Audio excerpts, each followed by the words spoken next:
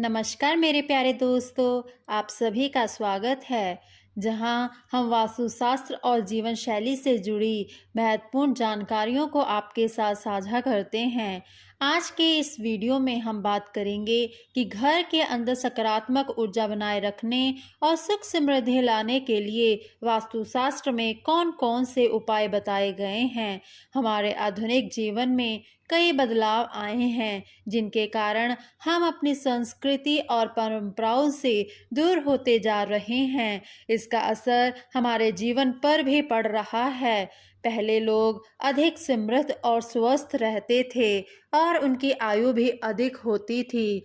जैसे कि पहले लोग जमीन पर बैठकर भोजन करते थे, जिससे उनके शरीर और पृथ्वी की ऊर्जा का मिलन होता था और वे स्वस्थ रहते थे। लेकिन आजकल लोगों में कमजोरी और बीमारियां आम होती जा रही हैं।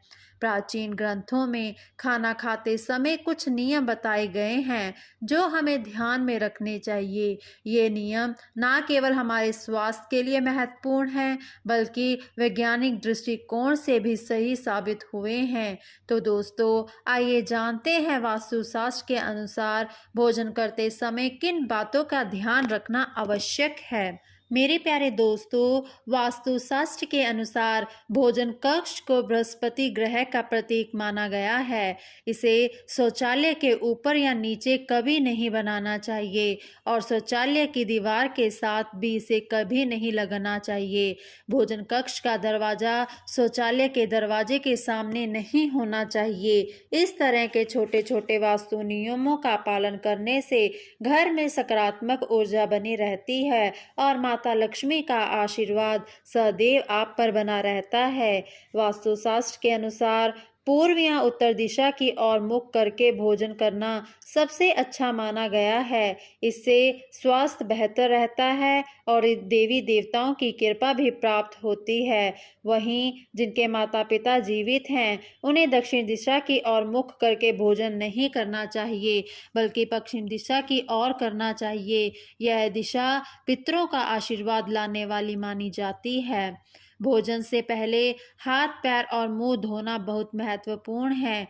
गीले पैरों के साथ भोजन करना शुभकारी होता है, क्योंकि इससे शरीर में ऊर्जा का सही प्रवाह होता है।